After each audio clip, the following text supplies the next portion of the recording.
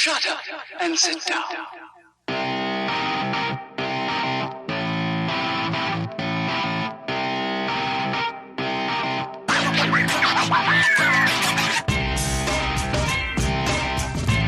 It's one of those things where I agree that people are too sensitive nowadays, but I also don't like the just strap yourself up by the bootstrap mentality that they say. It's like, oh, so long as you put your head in the game, you're going to succeed, right? So Ben Shapiro, I remember Ben Shapiro said that all you need to succeed is a college education, don't have children before you're married, and what was the third one? Whatever the third one was, basically it's like it's not that simple. It really isn't. There's a lot of factors that go into That's play. also like I think mixes up causality and yeah, because while statistics do show that like if you have those traits, then you're more likely to be successful. But also, more successful people are just more likely to do those things.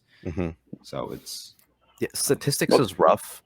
It's very difficult. Like this is why like mathematicians sort of make fun of statistics, because statistics is also very interpretive. So if there's a statistic out there that says people who are married are happier, but is that because marriage makes you happier, or is it that happier people tend to get married? And so it's difficult to determine which one's true. It's like, how do you do that? It's hard. But you were saying, Bruce, before I rudely interrupted you. Nothing. It's just like, I mean, that's a good point, Vince.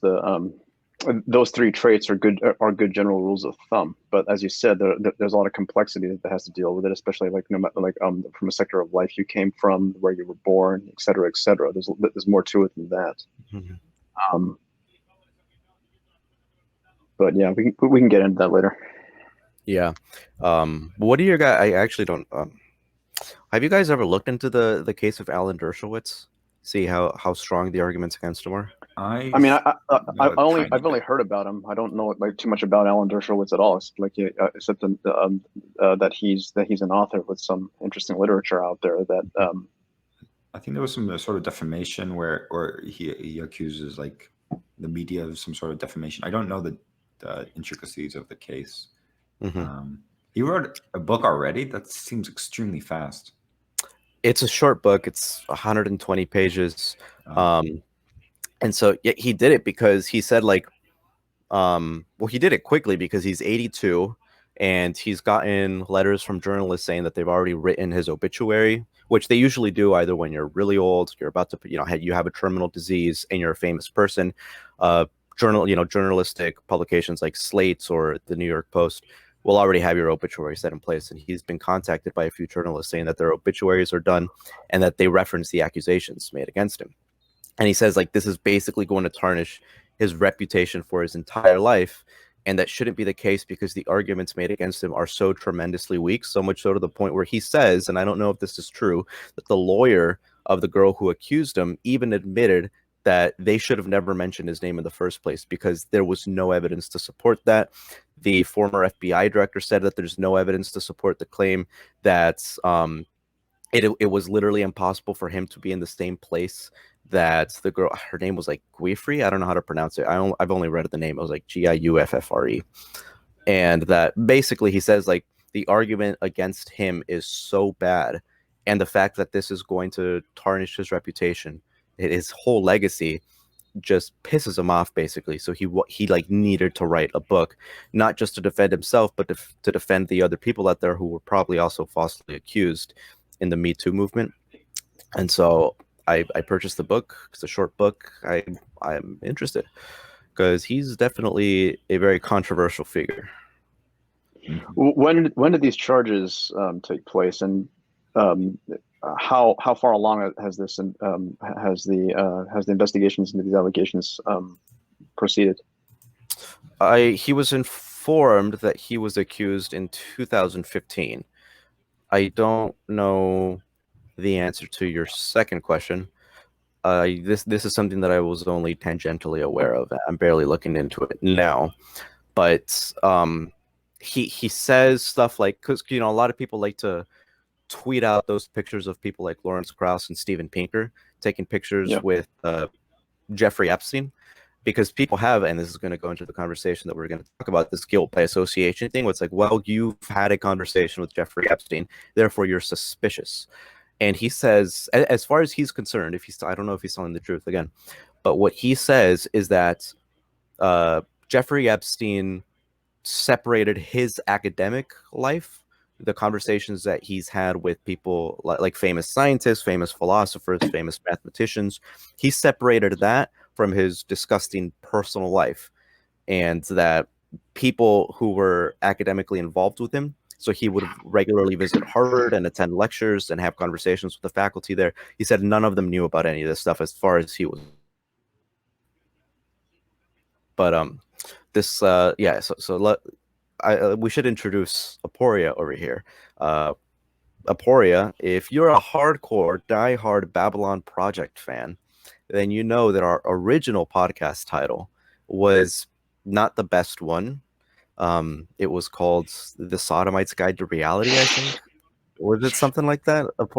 Something like help me out, Aporia. Was that it? The Sodomite's Guide to Reality. It changed every time. You're freezing up a little bit, by the way. Vince, so you frozen. Can imagine why I didn't want to keep it that way. Yeah. I'm freezing up? Yeah, you're freezing up. Yeah.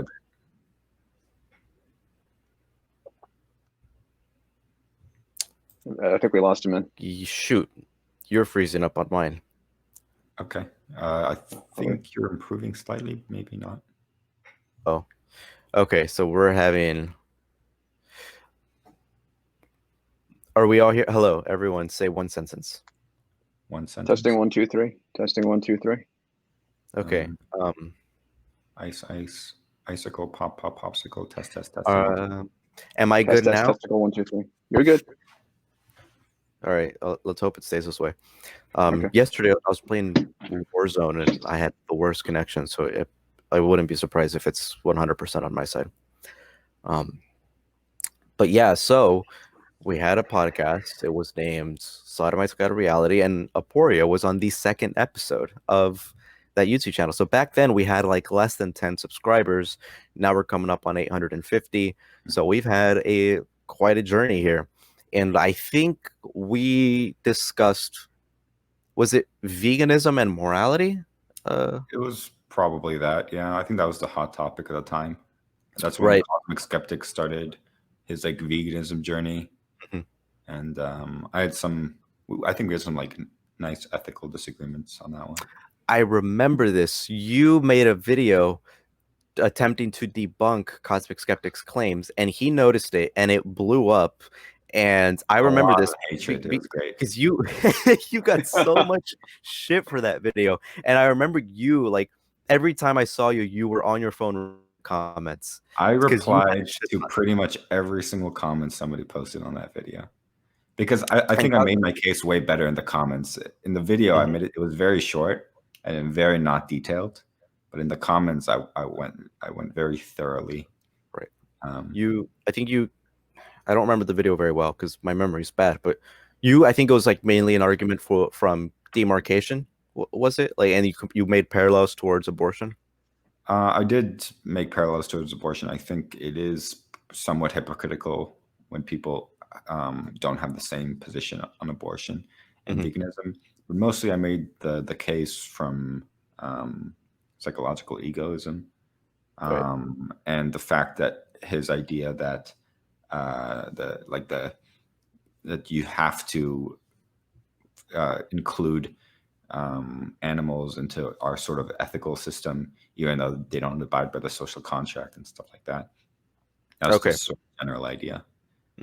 Yeah, so that was a really great conversation that we had. I was on the oppositional side to that. So if you're interested in hearing my thoughts on veganism, which haven't really changed since then, they're still pretty much the same, and you want to have a more detailed understanding of Aporia's views on veganism and morality as well, since we also tangentially touched on morality, you kind of have to if you're going to talk about veganism. And go check out that video. It was the second episode of The Sodomite's Guide to Reality, no longer the name, but that was great. So Aporia, he's a good friend of mine. Just to give a quick synopsis of who he is, we were both members of the Secular Student Alliance at our university. We became well acquainted since then, and we've been meaning to have him on for the longest time, but it just never happened until finally now when we decided to do so.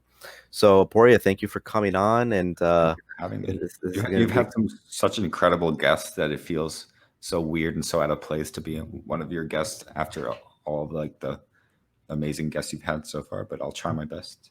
Well, yeah, I mean, no, don't say that. The guests we've had certainly have an audience. We've had people like Michael Shermer on, Peter Boghossian, James Lindsay, but the people that I invite are people who I think are intellectually capable of defending their positions and have thought through their positions thoroughly. So that's who we invite. That's why you're invited, because I think you're genuinely an incredibly bright guy, and I admire your knowledge and your thought-provoking ideas. Doesn't matter to me if you have 0 subscribers. Some people will message me. Like I get a bunch of messages asking from random people that I don't know to go on the podcast, and it's like, you have, like, I don't know who you are. You have no profile picture. I think people just get mad at what we say, and so they want to get on to dunk on us. But like, I don't know who you are. I don't want to have a call show one day where people. Oh, that's the worst, man. Like, I hate watching the atheist experience answering questions from these rednecks and from Oklahoma. It's like, why do I want to hear what this pastor? Well, it will probably be your viewers rather than random people watching. Speaking of bad conversations, like I think Ray Comfort just got on in a debate with Matt Dillahunty, and I think I didn't see the debate for myself, but I can imagine how it went seeing Ray Comfort in action before he.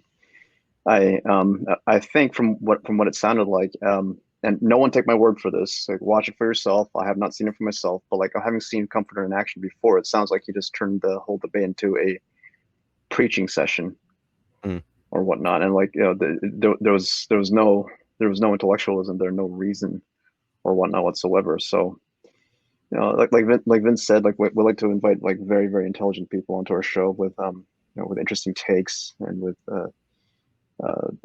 who can look at issues from a variety of angles. So, this is my first time meeting you, and like, I'm looking forward to this next conversation we're going to have in the next few minutes.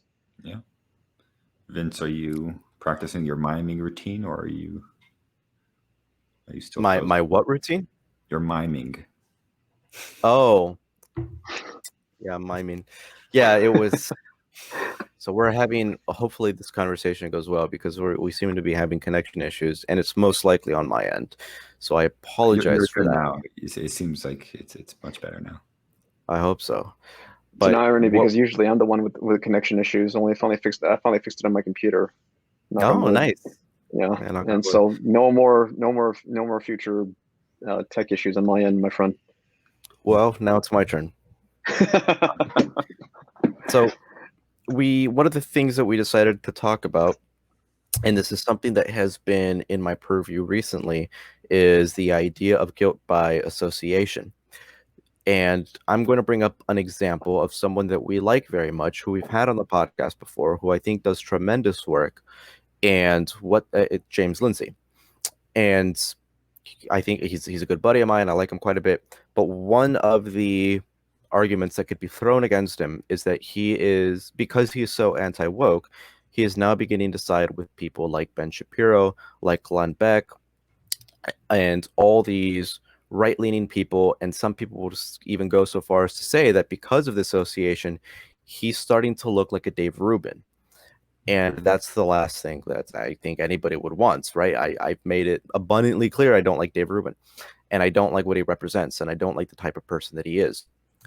So what are your guys' thoughts on this? So, and I will also give out James Lindsay's argument against this. So we had him recently on this podcast, and that was the first thing we talked about. So he talked about how he was on the Glenn Beck show, and then I brought up the idea of guilt by association, and I said, like, it's really strange that people view it this way, where it's like, well, if you associate yourself with a person that I don't like, that means therefore I must not like you.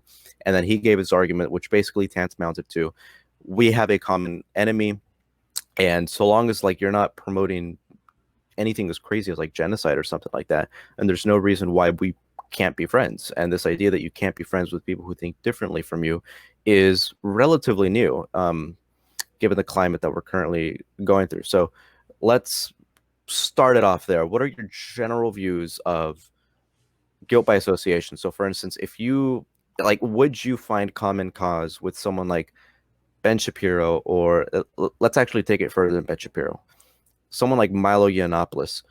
You both are fighting against something that you agree is bad. Would you be okay with going on someone like Milo's platform or him going on yours?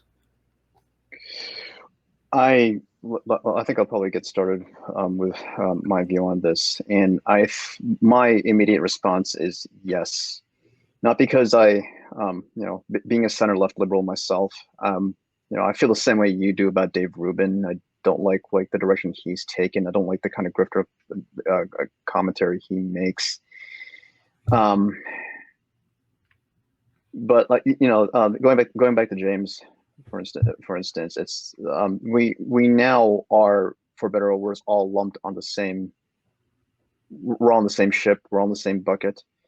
Wokeness is an issue that concerns each and every single one of us, but it concerns all of us for very, very different reasons. Like the woke really are encroaching on the values that people like Ben Shapiro and Dave Rubin now want to espouse, but they also step on liberal values that incorporate nuance rather than the sheer dogmatic quote unquote progressivism that the woke pursue, and that threatens everybody.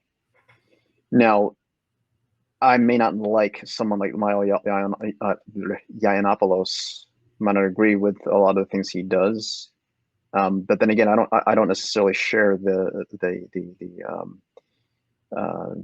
I don't necessarily share or approve of some of the tactics that some of our more liberal friends use, either when it comes to fighting dogmatic religion or in some cases the woke cult. However, the bottom line is we have a common enemy. The bottom line is we have a social issue that has to be dealt with, and for now, as long as we share the same basic fundamental values, and I'm not talking about religion, I'm not talking about how we view the American Constitution or whatever. Just as long as we share the common ideas that people should be free to speak, should be able to speak across the aisle without being labeled with the most preposterous and least generous positions. And if we believe in a standard of well-being that we can all converge on, then I think that's enough to go on for now. If I was to take a historical analogy, like during World War II, the United States teamed up with Stalin to help push back against the Nazis. And let's not pretend that the communists were good people either. They in the end ended up killing more people than Nazi Germany. But was that the most immediate threat at the time? No, it wasn't. Did we have to deal with fallout later on in the next 40 years? Yes, we did. Bottom line, Nazi Germany was the major threat at the time.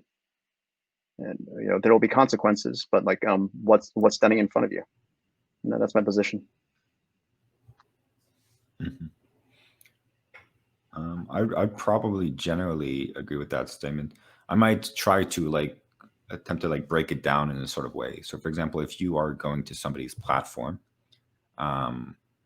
you can sort of do a cost-benefit analysis of going onto that platform.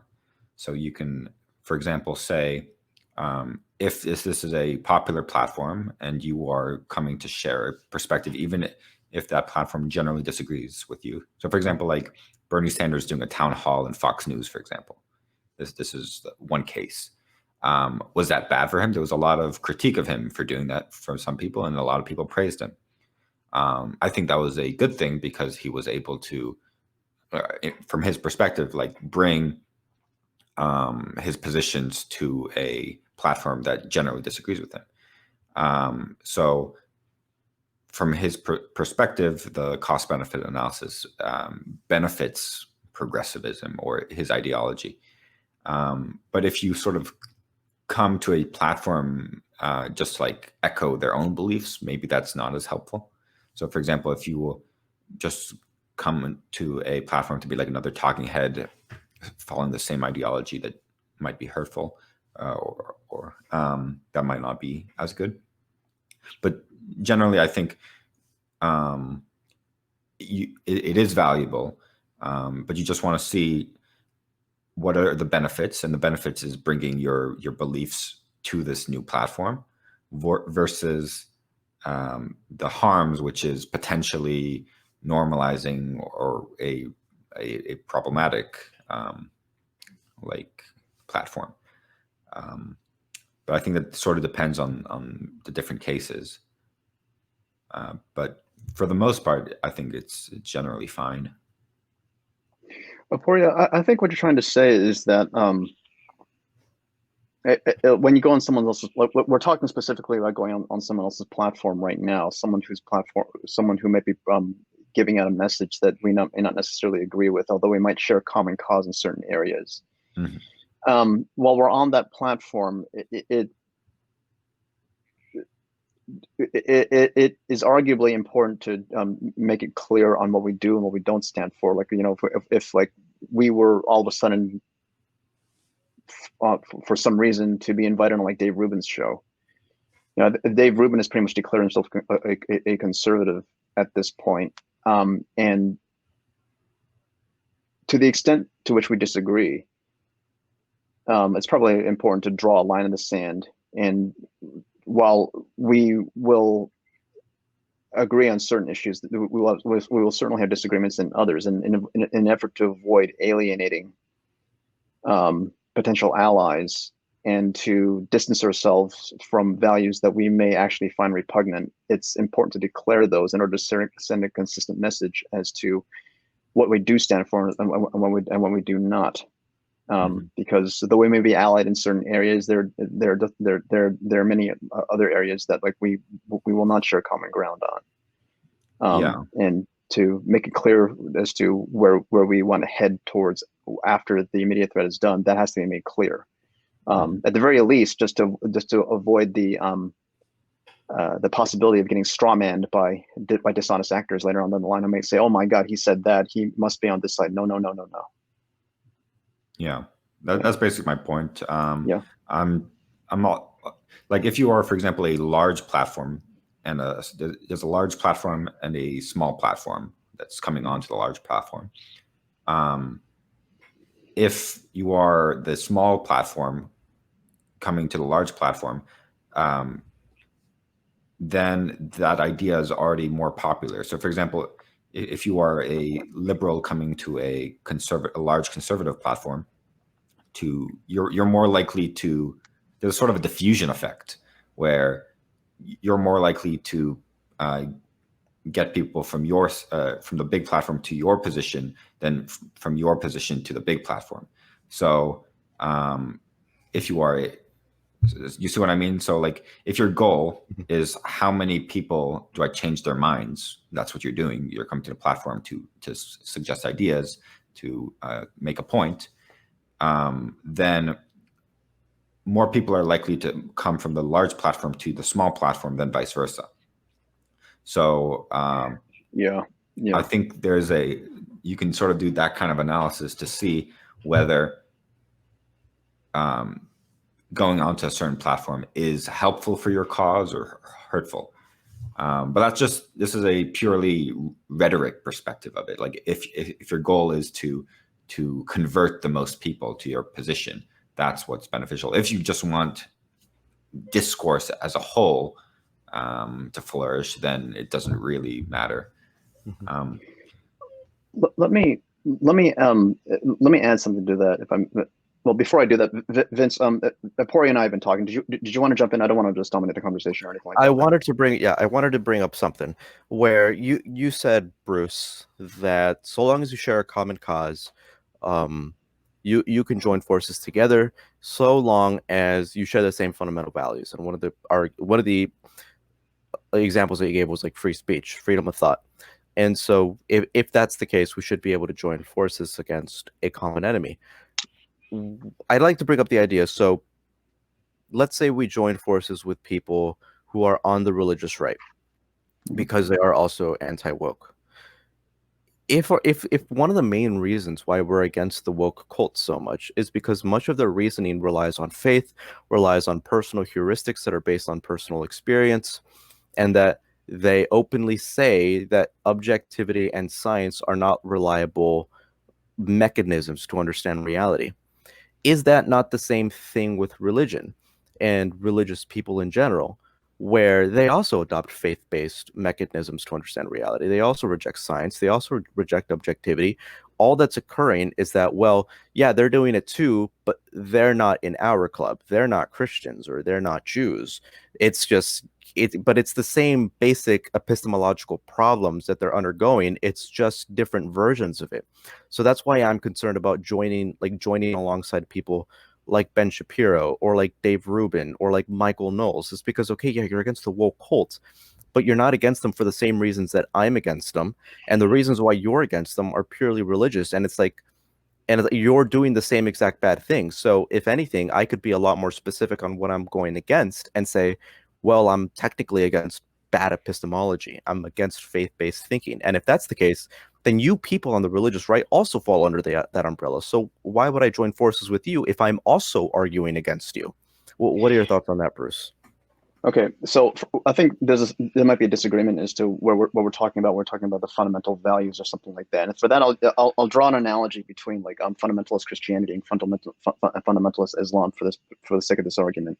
Okay, so you're correct in saying that like we're against the woke cult because their denial of objectivity and how they perceive social justice not as a goal to be moved in order to move the moral needle, and because of objective evidence to state that here's a genuine disparity, here's an issue, and we got to solve for that.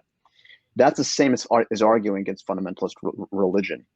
And you can make the arguments that you're fighting against something like that in religion itself, like Christianity, which is a bigger threat here in the States than say like Islam is. Okay, but I submit that these are not the same. One of the major reasons is because the 2 out of 3 Abrahamic religions have been so heavily diluted and modernized to the point where they incorporate values, whether people in the religion will admit it or not. They've incorporated it and stirred in a lot of values that dilute the tenets of that religion. So that, the idea of freedom, the idea of free speech, the idea that you should even science to a degree have altered the way people who follow Christianity follow it in the present day. Are you guys still there? Right. Okay. Can you hear me? Yeah, I'm still here. I would say that is true. Very quickly, I would say that is true of religious liberals who view the Bible as like LGBT friendly. I would not say that's true generally of religious conservatives. That's not true of Ben Shapiro, and that's not true of someone like Dave Rubin at this point. Yes, but coming to my point, like they still believe in the ability to have open dialogue. At least from what I've seen so far. I mean, for God's sake, like Ben Shapiro has invited Sam Harris onto his show and allowed him to present his views. Dave Rubin's fallen off the bandwagon, but as far as I know, he still occasionally invites left-wing people onto his show. Now, the whole reason I mentioned Islam in this dialogue is that I think it's more accurate to say that like when you're pushing back against religious fundamentalism, the fight against the woke would be approach similar to fighting religious Islam in a government that is trying to push an Islamic theocracy using fundamentalist means. Because while we're here in the States, we like the Christians, even on the religious right, still have some kind of grounding in the ideas of dialogue and free speech, and we still are in a government that still makes for the environment where you can have this battle in the marketplace of ideas. If we were in a fundamentalist Islamic country, that battle would not be possible. And since we're talking about fundamentalism, it's not simply a black and white issue. There's a spectrum. If we moved along the spectrum towards a country that was still arguably fundamentalist, but still had some values of secularism, then you're effectively pushing back against a religion that wants to enforce its view onto a society through fundamentalism in a way that explicitly rejects science and wants to take these values away. That's been moderated to some degree here here in the States. So, is there a common cause between us and some members of the right? Then yes, I believe there is, because if we share some of these fundamental values, then that alliance holds. I think there is an important distinction between power, aligning for power and aligning for discourse. So, for example, there's many countries that have a parliamentary government system where you pretty much have to make coalitions between very different parties. Otherwise, you'll have no control. And just in the world stage with governments, there's tons of different alliances and conflicting interests that sort of have to work together for a common goal. So there's the power side, and that one has more limitations in that you sort of have to some extent, ignore the problems of who you're aligning with for the common goal. But in regards to discourse, if you're talking specifically about policies and ideology with people, then you can have more room for nuance. You can agree with another party, another group, another person, while still adding the nuance of your disagreements. So if you're referring to the power side of guilt by association, then I might agree that you sort of have to do this for the common enemy if you think that the common enemy is bigger threat than the alternative. But if you are talking specifically about discourse, talking with other people, going onto somebody else's show, going debates, discourse, whatever, Twitter, you can align with people in some regards, but you can still maintain the nuance of disagreements, if that makes any sense. Right. One of the things that we have to constantly remember, though, is that the only thing we're fighting against is not the fact that the people on the woke left don't want to platform other people. That's just one thing out of like 50 different things that entail the woke cult. It's a lot of different things. And as I said, it's an epistemological problem. And so, yeah, the right, you could make the argument that people like Ben Shapiro and Dave Rubin would still be willing to, well, not Dave Rubin. Dave Rubin wouldn't want to platform someone like David Pakman or Sam Seder, but someone like Ben Shapiro, yeah, he's totally willing to have Sam Harris on his podcast. That's absolutely true. But we can also extend similar concessions to the woke, right? Where, yes, the right is correct, or these people who are anti-woke on the right are correct when it comes to having discourse at the very least, even if they're playing by different rules of a game. But you could also throw a concession to the left. Like, well, at least the left recognizes the fact that everything is not just strap yourself up by the bootstraps. At least the left recognizes that the LGBT community faces barriers that the right wouldn't say that they face anywhere near as much to the extent that the left does. So we could throw concessions all around. So I'm looking at this holistically, where if someone on the religious right is saying that they will join forces with me against the woke mob, okay, but what is your solution to that exactly? Because we can say that's bad. Like, what is occurring over there is bad. But if we're saying it's bad for completely different reasons, that's not even going to be productive. I'd be willing to have that conversation, go on their platform, go on my platform to discuss the differences.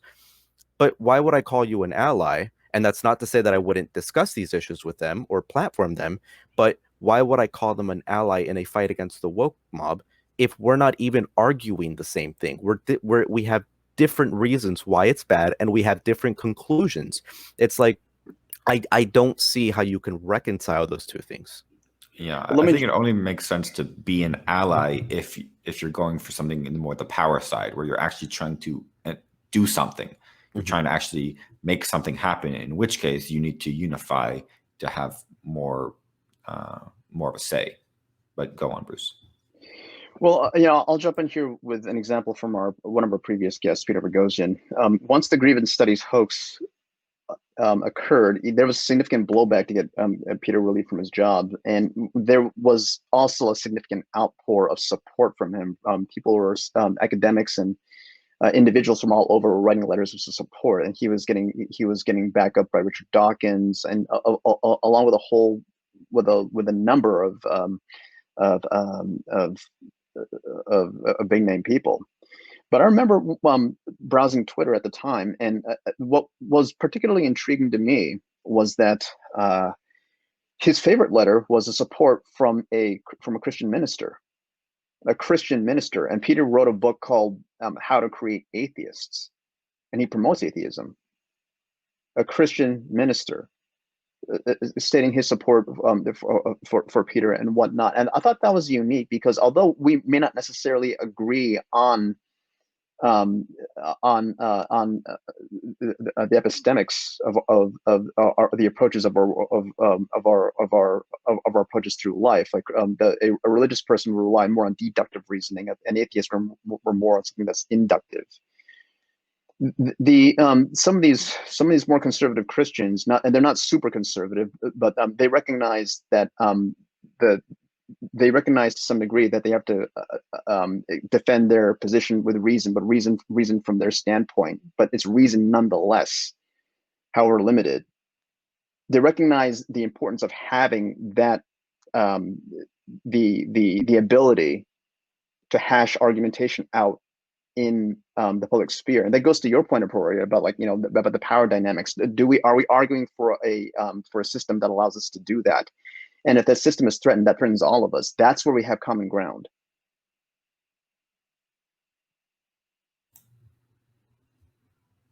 Yeah, absolutely. I think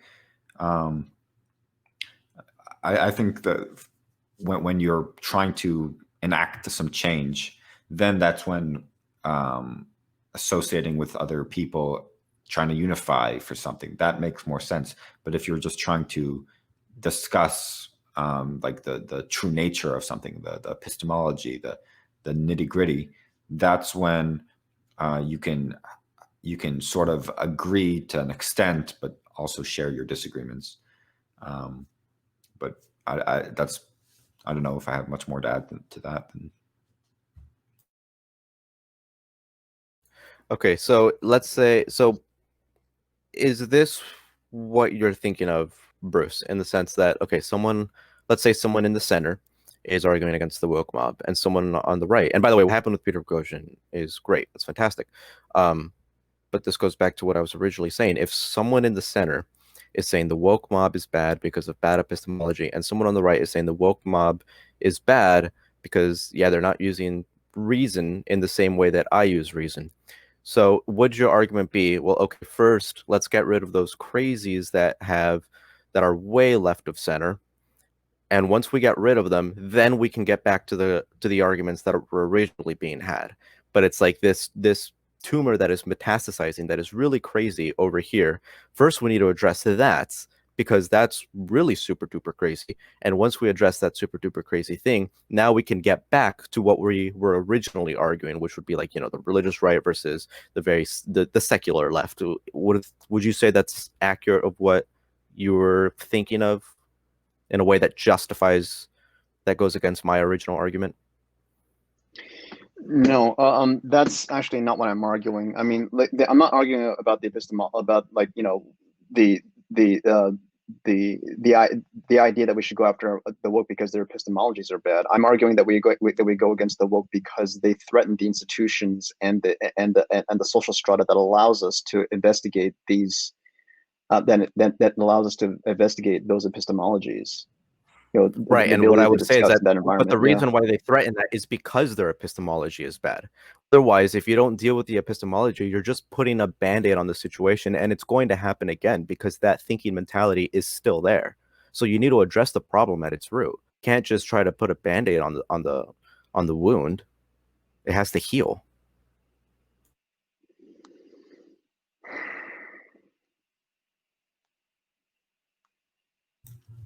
Yeah, I don't have an immediate answer to that, unfortunately, Vince. But like, you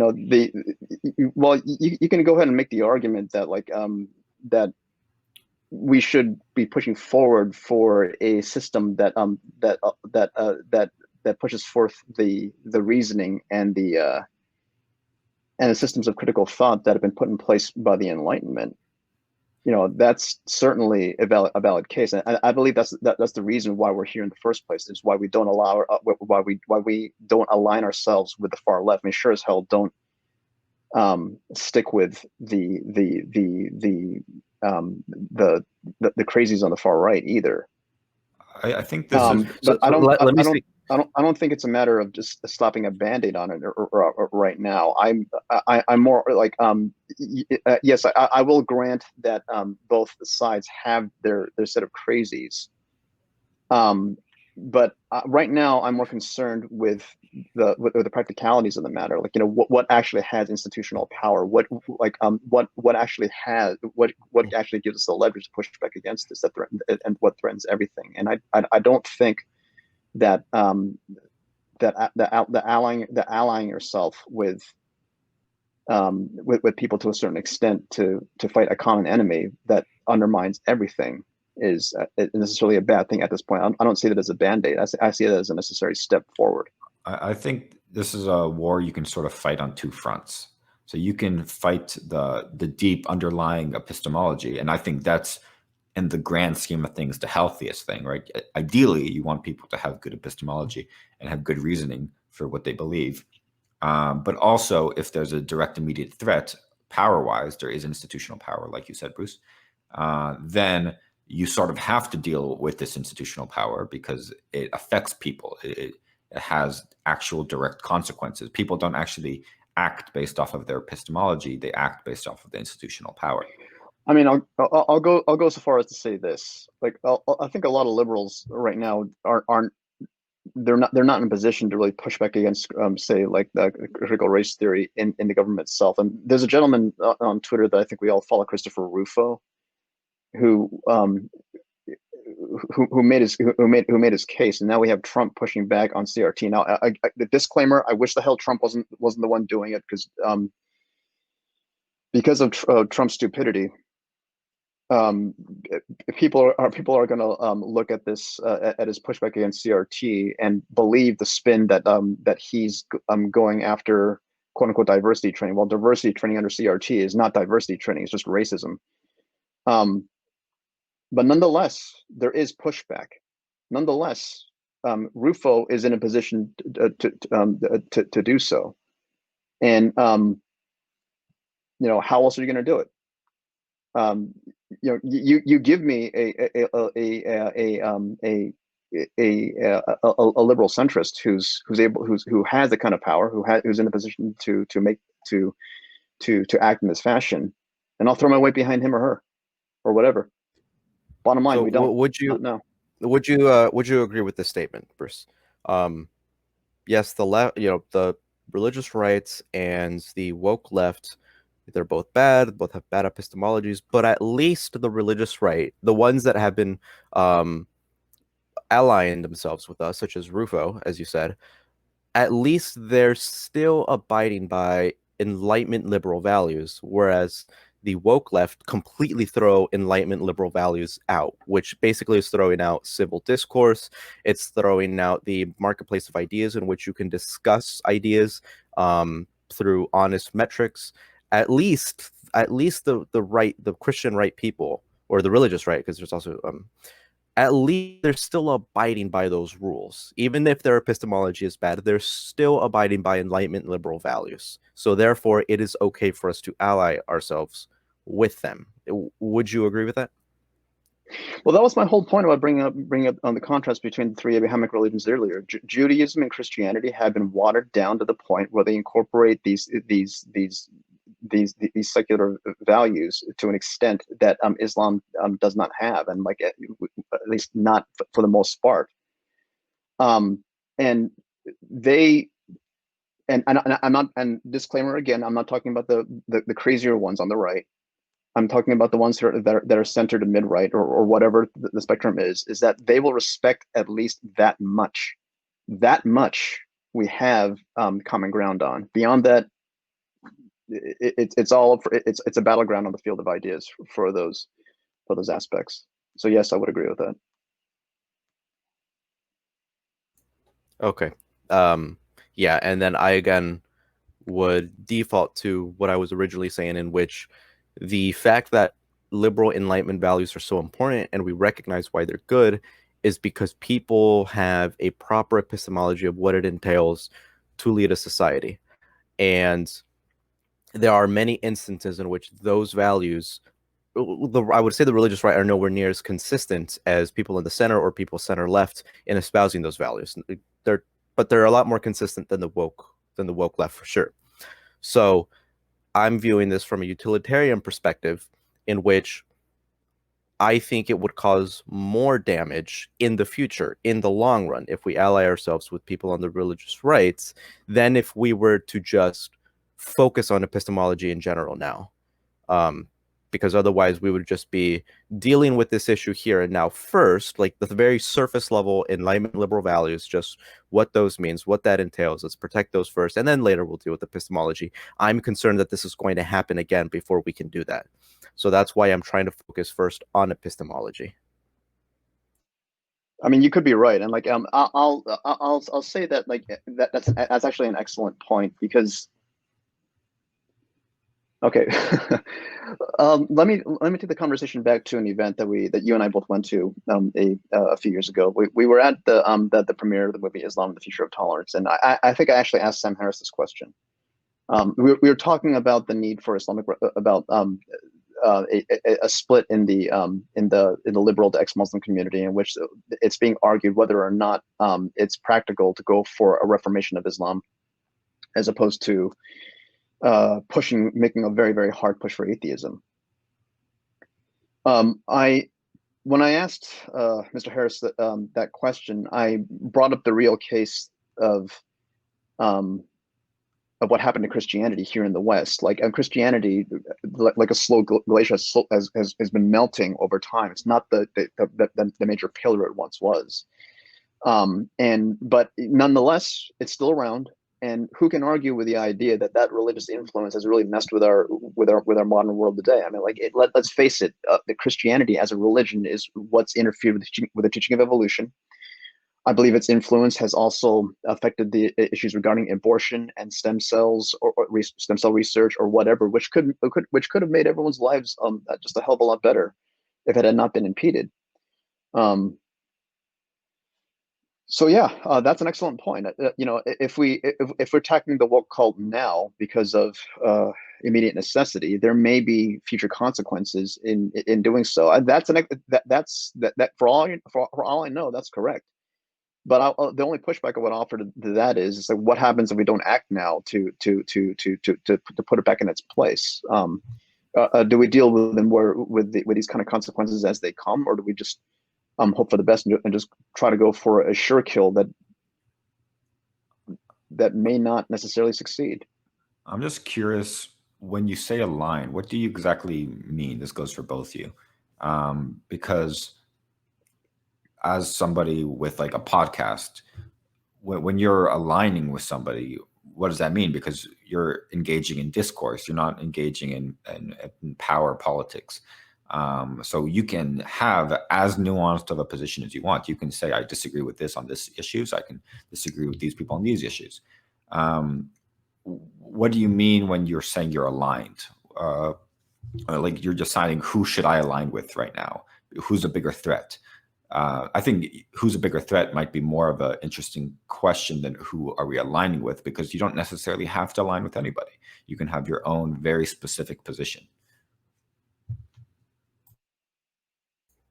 When I say I align with someone, I say that we are arguing against the same thing for very similar reasons. I cannot say the same thing with someone like, let's say someone aside from Benjamin Shapiro, Dan Crenshaw, right?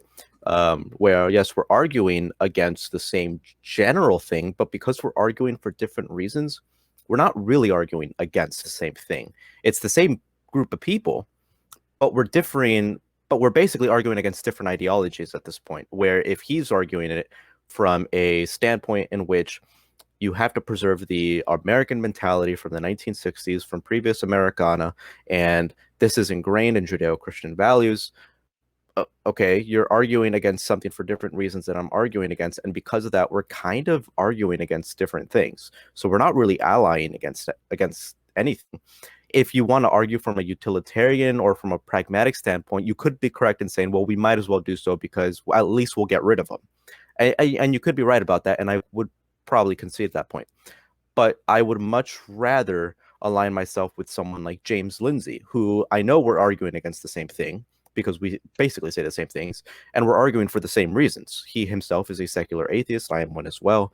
And same thing with Sam Harris. Sam Harris, I would say, is a lot more careful than James Lindsay is on this topic. I know we're allies because we're arguing against the same thing for the same reasons, and we have the same end goal. Can't be said about against someone like Shapiro. I would agree with Vince there. Yeah. So when you're saying aligning, you're saying we are agreeing about a specific issue for the same reasons, for the same justification, and we might even have very similar solutions if we even suggesting. Yeah, I think the solution there is very important, right? So I would say, I would absolutely totally have David Rubin on the podcast. Rubin, if you're listening, hey, come join us. But if I have Rubin on here, I would say probably half of the conversation would be being like, well, what are our problems with the woke left? And the other half would be, what are our solutions? And most likely that's where we would have disagreements. And so the question is the fact that we both have problems with the woke left good enough for us to consider ourselves allies? I would say it's not. You kind of have to have similar reasons for it and similar conclusions, like similar solutions. Yeah, so I think hopefully I made that clear. All three are very important in their own different ways, because you can align with somebody just because they happen to have the same solutions, but not have the same reasons, or like the same exact enemies too. Like, but that's more, once again, a power thing. I keep making this distinction. Right, and I would say same solutions, different reasons. I would say that is good enough, because my moral framework is very utilitarian and pragmatic. So if it's the same solutions, even for different reasons, I would be fine with that. Yeah, but for me, that would be what I would consider like engaging in politics. Like your goal isn't, instead of like discourse, your goal, if the discourse, it would just be reasoning and maybe solutions.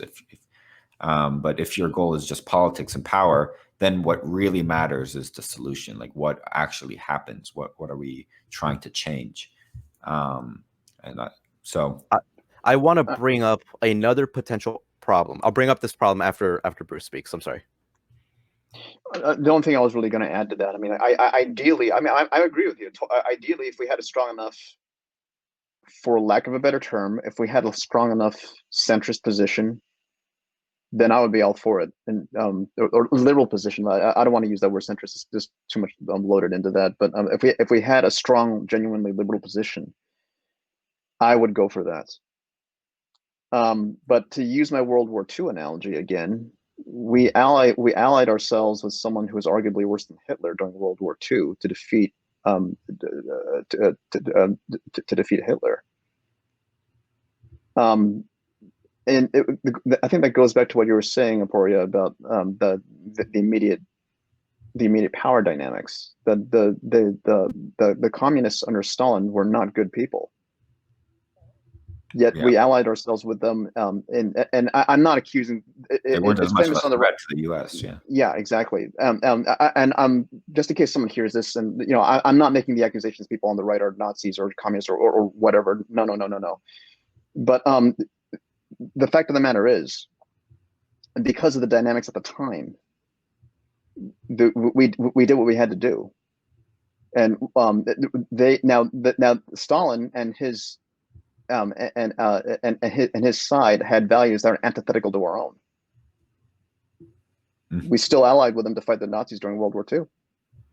Yeah, because Nazis were more of a direct threat. They were allied with Japan, who exactly.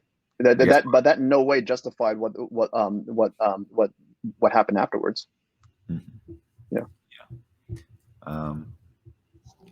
So the problem that I wanted to bring up is the idea that if we let's completely separate this this scenario from what we've been previously talking about, right? So let's forget about the problems with epistemology, the problems with faith-based thinking. Let's forget about a lot of that.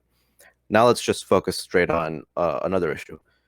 If we ally ourselves with people on the conservative rights on the topic of wokeness, do we also run the risk of people who are in the center who aren't really concerned about or don't really think deeply or really at all about this woke issue?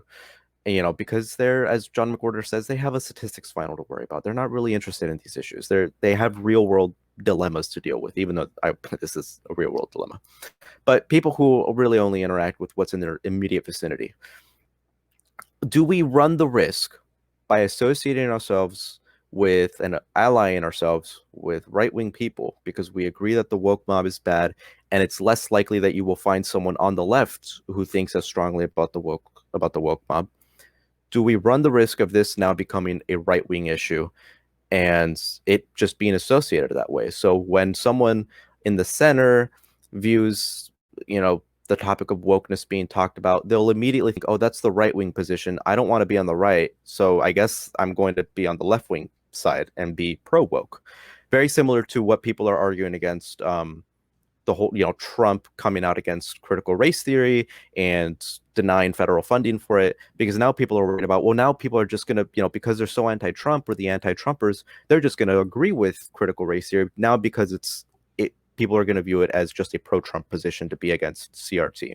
What are your guys' thoughts on that? That's why I think it's so important that that you clarify as much as possible your position, like be as detailed, be as nuanced as possible, because you don't want to give the impression that's like now there's people who think that like free speech is like a right-wing issue, even though I think it's a very much left-wing issue, right? But because the right in some regards have been like champions of free speech to some extent, now people are like saying this is a right-wing issue or some, right? So I think it's important that if you are part of the left to make it clear that you support free speech and all those things. Make yourself a good representative for your positions. Be true to your positions. Don't let, and this is true for everybody, don't let, because somebody you disagree with has the same position as you, don't change your position. So like a lot of people, the reason that they move to the right is for the reason of, look at all those like really dumb left-wing people. But that is a terrible epistemology. Having dumb members of a certain political position shouldn't impact your actual ideology whatsoever. It should be totally independent if you have a good epistemology. But for so many people, if you just show them enough dumb people from a different position, they will like look at it, be scared, and try to avoid it to some extent. Maybe that's over reading it. So I think it's very true to like actually think about why you believe, have a good underlying epistemology, and then building off of that, saying this is my core beliefs, and I'm going to build off of that. I'll try to use best evidence, best research, and so on. To bring up an example again that I had of this kind of happenstance of being mistaken that like people are moving to the right, or like because you're against the woke, you must be associated with the right wing by default. Yeah, I would say that's a problem with perspective. Like for instance, like, you know, I grew up in a very, very liberal area, well, woke area now. And a friend of mine visited a while ago, and we were discussing this whole woke hysteria. And you know, I've been watching Joe Rogan pretty consistently over the last couple of years. The moment I mentioned that, and he immediately dismissed what I was saying by saying Joe Rogan is right wing. You know, I challenged him. Okay, tell me what exactly Joe Rogan is right wing on. He gave me a blank look. Okay, there is no way in hell you can watch the show consistently, and not be aware of his nuances, and realize that a lot of the points he brings up on that show are embedded in a great deal of nuance. I mean, again, to bring up the problem, to bring up the the problems with Islam nowadays. You can that issue is so heavily polarized, but it's not wrong to say that you can be against the fundamentalists of that religion, or even the religion in general, and to say that you are that you are against anti-Muslim bigotry, that you are pro minority rights here. It's not wrong to say that you want a discussion as to whether if you want to discuss the legitimacy of transgender people competing in sports, and support someone's right to transition and respect their rights as an individual to in those circumstances.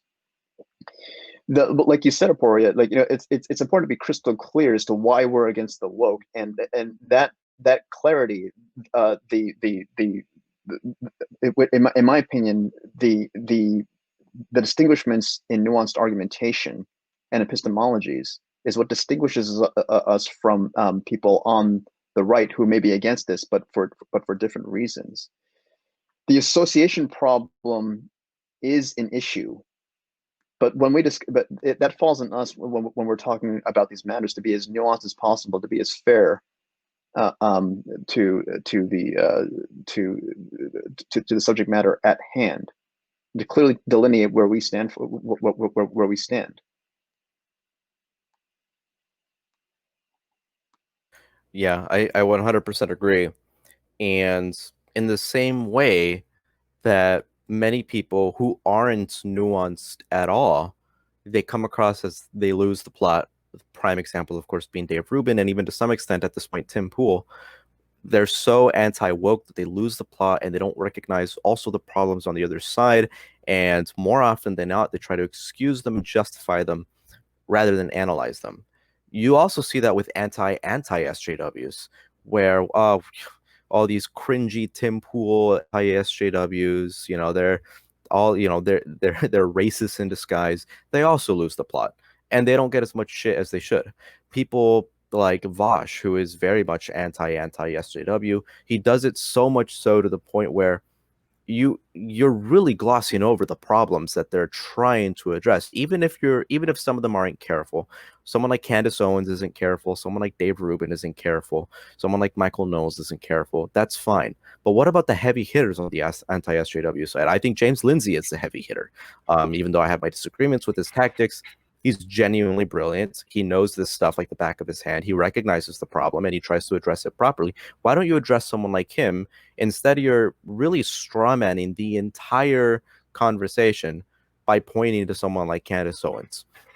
So I think everyone really should engage in this nuance. And if we don't do so, this topic is going to be way more polarized than it should be. It shouldn't be anywhere near as polarized as it is already, where people are saying anti-SJWs are on the right and anti-SJWs are on the left. Pick your side. It shouldn't be that way, but that's the way it is because, as you said, Bruce, people just don't lack nuance, and they should be more like Joe Rogan. Joe Rogan is incredibly nuanced. He's even more nuanced than I would like him to be on some topics. Some topics I think are crystal clear.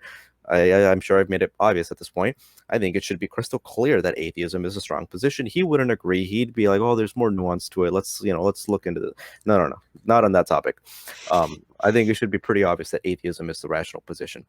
But I would much prefer someone like Joe Rogan to be the biggest podcaster in the world than someone else. So I'm glad Joe Rogan has that mantle because he is careful with the way he thinks at the very least. And I hope you can extend that to more people. And I'm pretty pessimistic, so I don't think that's going to happen. Well,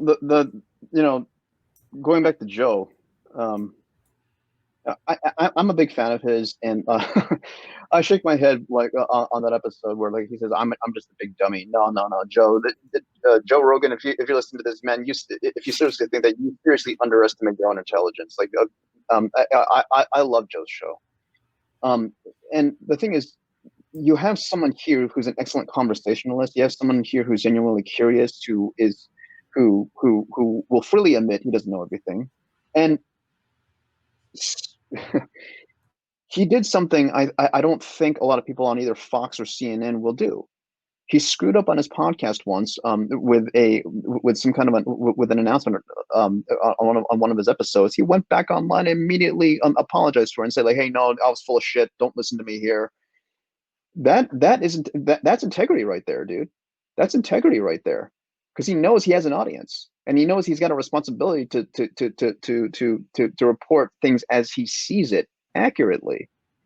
Now, we want to see more nuance. We want to see more finely thought out positions. But like the bottom line is most people just cater to whatever news networks they ascribe to. Right wingers head to Fox. Left wingers go to the way of CNN and MSNBC, which is arguably, in my opinion, just going in the same direction that Fox News is going.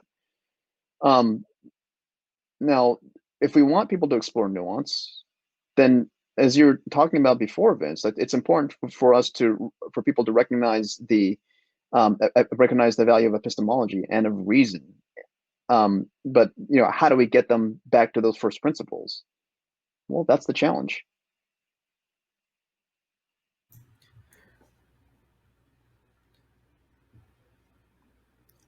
Any closing remarks, Aporia?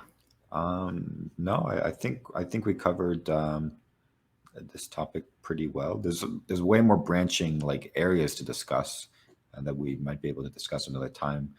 You brought up in the end like your responsibility to your audience, which is another form of guilt by association. Like how much responsibility do you actually have for your audience? But I think we covered the general idea of guilt by association and who to align with pretty well. So this was a lot of fun. I'm glad that we finally managed to get Aporia back on. You should, man, it sucks. This is usually the part of the podcast in which I try to advocate everyone in my audience to go to your stuff, follow your Twitter, follow your Instagram, whatever. We don't have anything on YouTube. Go check out that video. Go give it dislikes because he's wrong. Not very good. It's pretty bad. But if you want, like, I'll respond to your replies. Actually, I haven't checked in a while. Maybe I have some replies to respond to still. It's been over a year, man. Yeah. I may have something. I tentatively say this, but I've been putting a lot of work on it. I'm not going to announce what it is here, but Vincent, you know what this is. I may have something to announce in about a month or so. So stay tuned. Right. It was like your sex chat or something like that, right? You were calling it? No, I want to go that far. OnlyFans? You started an OnlyFans? No, it's this. Let's just say that it's a project that I hope will help people on the approach towards intellectualism and towards exploring reason. We will definitely promote that once you have it out. You've been working on that thing for like forever since I've known you. You've been working on this thing, so I'm excited to see it finally take form. Well, I've been looking forward to showing you a prototype at some point. Like it's about ready for that, but like we'll keep it off the air because I don't want to have to eat my words later on down the line. But this time I really do think it's going to happen. So we'll touch base there. Awesome. Well, everyone, thanks for coming on. Aporia has a Twitter handle. He's never on Twitter though. No. I'll link to his video arguing against Cosmic Skeptic in the description of the video below if you want to go check it out. I should probably make an update to that one because that video is underwhelming. I haven't seen it in forever. But yeah, thanks once more, Aporia, for coming on the podcast, and we hope to see you on again in the future. Thank you for having me. It was a great fun, and I'd love to be back again if you are so kind to invite me. I will. There's much more to discuss. Good luck on your computer science endeavors. Oh, yes. You would actually. We'll discuss this once we stop recording. But yeah, once more, thanks for coming on, and we'll hope to see you in the future. Yeah.